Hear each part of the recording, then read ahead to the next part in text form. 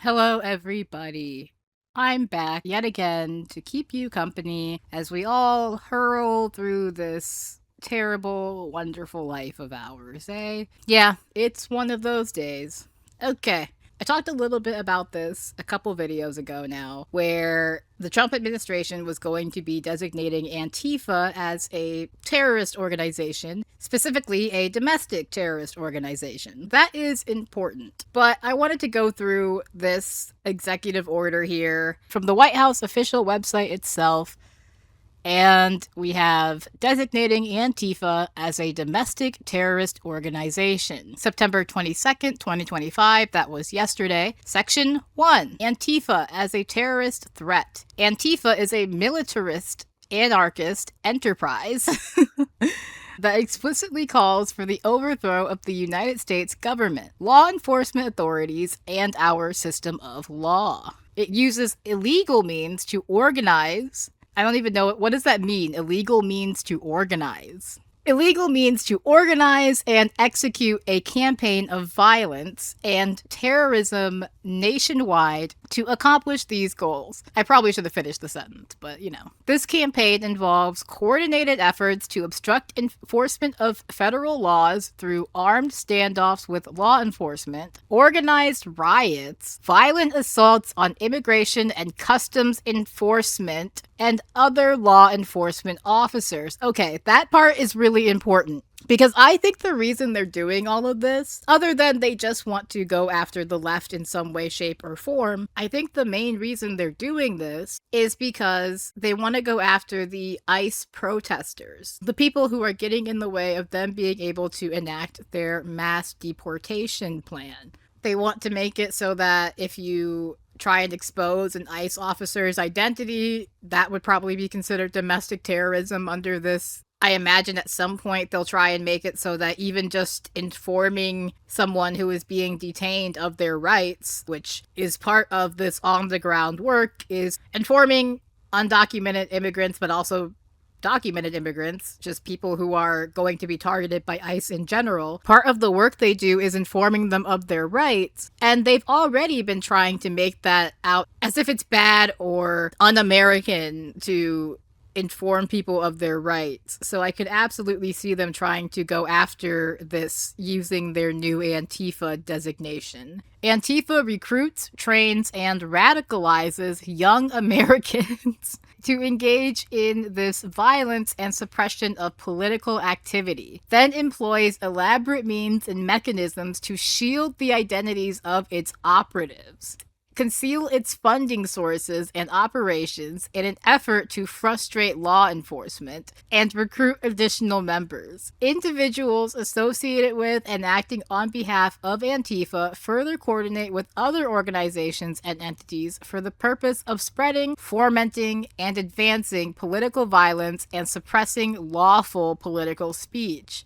This organized effort designed to achieve policy objectives by coercion and intimidation is domestic terrorism. Okay, so just to be completely clear here, there is an official definition for domestic terrorism. The US has defined it multiple times. If we go to congress.gov, this is a report, Homeland Security and Emergency Management, Justice and Law Enforcement, published in December of 2023, Understanding and Conceptualizing Domestic Terrorism, Issues for Congress. I'm using this because it very nicely points out that federal definitions of domestic terrorism are found in the USA Patriot Act, 18 U.S.C. Section 2331, the Homeland Security Act, 6 U.S.C. Section 101, and Title 28 of the Code of Federal Regulations, Section 0.85. Aside from the statutory and regulatory definitions of domestic terrorism, the Federal Bureau of Investigations, the FBI, has historically emphasized particular qualities inherent to the actors who engage in domestic terrorism. According to the FBI, domestic terrorists are Americans who commit violence to achieve their goals that stem from domestic,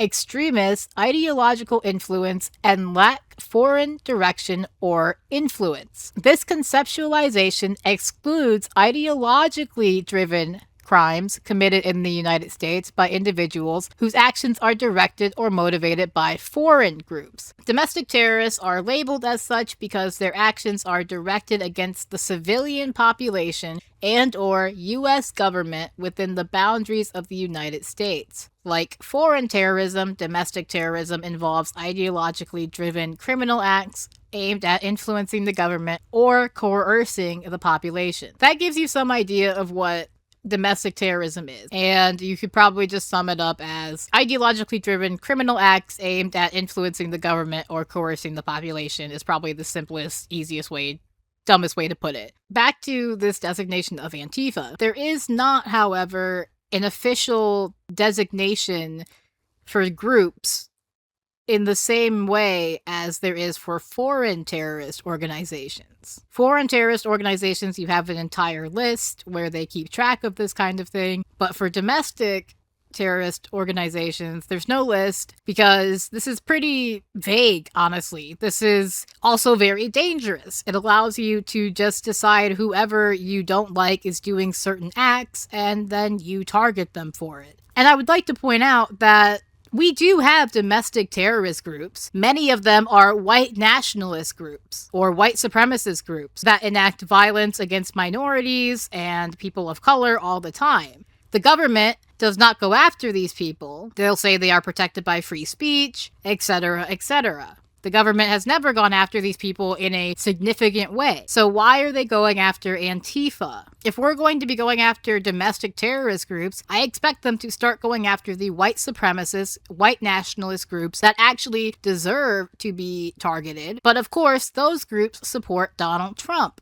And since those groups support Donald Trump, they will not be targeted. Section 2. Designation as a domestic terrorist organization. Because of the aforementioned pattern of political violence designed to suppress lawful political activity and obstruct the rule of law, I hereby designate Antifa as a domestic terrorist organization. All relevant executive departments and agencies shall utilize all applicable authorities to investigate, disrupt, and dismantle any and all illegal operations, especially those involving terrorist actions conducted by Antifa or any person claiming to act on behalf of Antifa or for which Antifa or any person claiming to act on behalf of Antifa provided material support, including necessary investigatory and prosecutorial actions against those who fund such operations. I want to make it very clear, Antifa is not an organized group. Antifa simply means anti-fascist.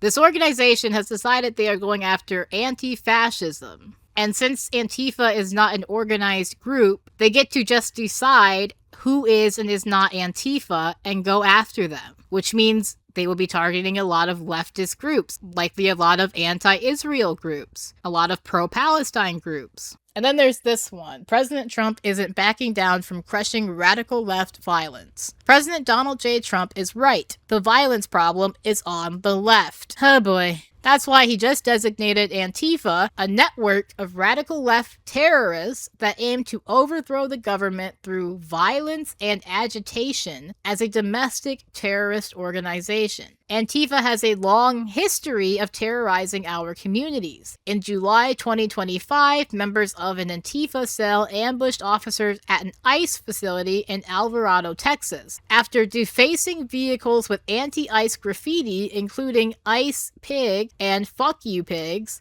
the assailants lured officers out of the building and opened fire, shooting one officer in the neck. Okay, this was July 2025 in Alvarado, Texas. Well, that shouldn't be too hard to find, right? 6 women charged in the ambush-style shooting of an Alvarado police officer were arraigned in federal court on Monday. This officer was shot while responding to a vandalism call at an ICE detention center, which authorities say was a ruse to draw out officials. Supporters of the women claim they were attending a peaceful protest and dispute the conspiracy allegation. Okay, so just to be clear, they included an incident that has not actually been settled yet. So this has not gone to court.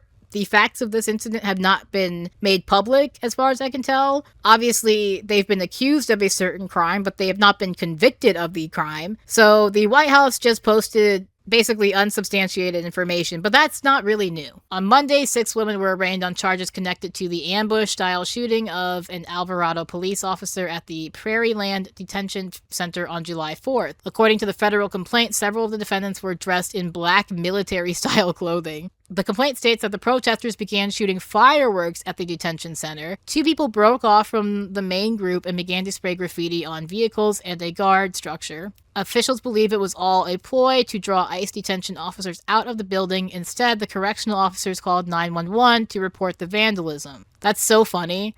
That's so funny that ICE detention officers called 911. Defendant positioned in the woods shot the officer in the neck. The 6 defendant supporters strongly dispute the conspiracy claim. They argued the women were there to attend what they thought would be a peaceful protest. They did not want to make any official statements after Monday's arraignment, but questioned why the hearings were taking place 11 weeks after the arrests. The court-appointed attorney for the women also did not want to make any statements yet on what happened. The attorney said the time was not unusual given that both state and federal agencies are involved. It hasn't been proven that this was Antifa, is what I'm trying to say. Deranged rioters viciously assaulted federal agents at an ICE facility in Portland, Oregon. Yeah, okay. February 2024, a transgender Antifa terrorist detonated an explosive device outside the office of an Alabama Attorney General Steve Marshall. The terrorist left behind numerous stickers with Antifa slogans and anarchist symbols.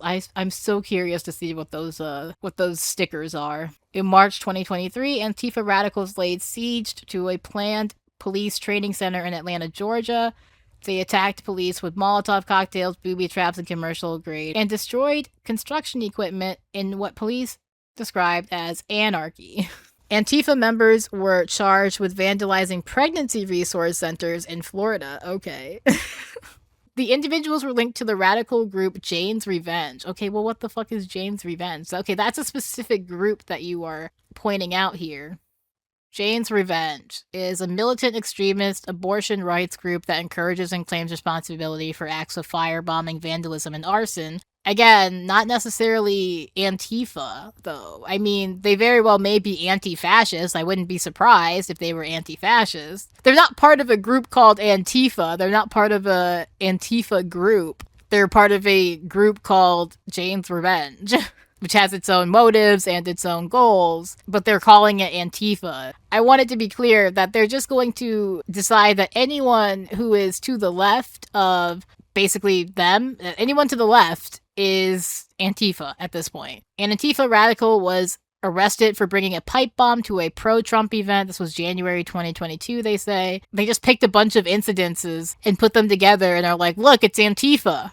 Can't you see it's Antifa? This is Antifa. That's all they did. Yeah, in 2025, Charlie Kirk was assassinated by a radical left terrorist. Yeah, I'm gonna be real with you. I don't think Tyler Robinson is a radical left terrorist. Like, I'm just saying. Also, some of these incidences are really funny. Like, the Republican Party of Virginia's Manassas headquarters were vandalized on Independence Day. That's your act of terrorism. Vandalism.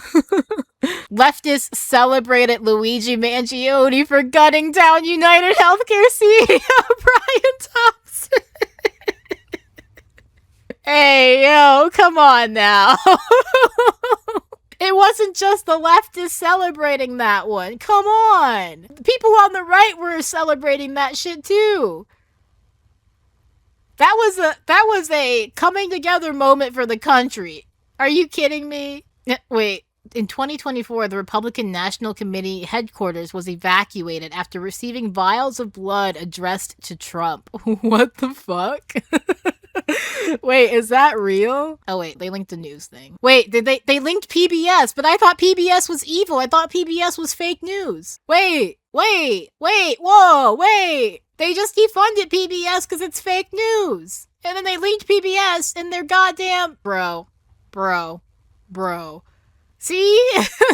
With federal funding gone, your monthly support powers PBS News. You got PBS out here begging for scraps, sitting on the street with their little cup going, spare change, ma'am, spare change. And you're linking them in your This is your fault. You're the reason they're out here like this, and you're linking them, and you're stupid. Bro, I can't. The audacity is insane. I'm broke, PBS. I'm sorry. I'd give you money if I had it. The Republican National Committee's Washington headquarters was briefly evacuated on Wednesday as police investigated 2 vials of blood that had been addressed to former President Trump following the presumptive presidential nominee's takeover of the National Party apparatus. That's so funny. Hazardous materials teams were called in after the vials were discovered. According to the U.S. Capitol Police, they said they would continue to investigate it. It was unclear if anyone came into contact with the blood and whom it belonged. The vials were addressed to Trump, according to a person familiar with the situation, but not authorized to speak about it publicly. That's so funny. What the fuck? They're calling that an act of terrorism, by the way. In 2020, leftists rioted in cities across the country in response to George Floyd, causing up to $2 billion in damage and the deaths of at least 19 people. Bro, I wonder who killed those 19 people. How many of those 19 people were killed by cops, I wonder? I don't know. I genuinely don't know, and I don't care to look it up right this second, but I'm just wondering. I could be wrong, but, that would be my first presumption. Leftists surrounded and violently accosted Senator Rand Paul and his wife as they were leaving the Republican National Convention. This is the time that demands fearless and courageous leadership, not more cowardice, indecision, or the lack of fortitude to call this what it is, an epidemic of radical left violence. Now, I wonder what would happen if we lined up all of the fucking incidences of radical right violence. I'm just curious. Like, what would we get? What would we see? Well, how long would that list be? I just wonder, I'm curious. Okay. Well, that is basically all I wanted to look at today. I just wanted to go through this with you guys and talk about it a little bit.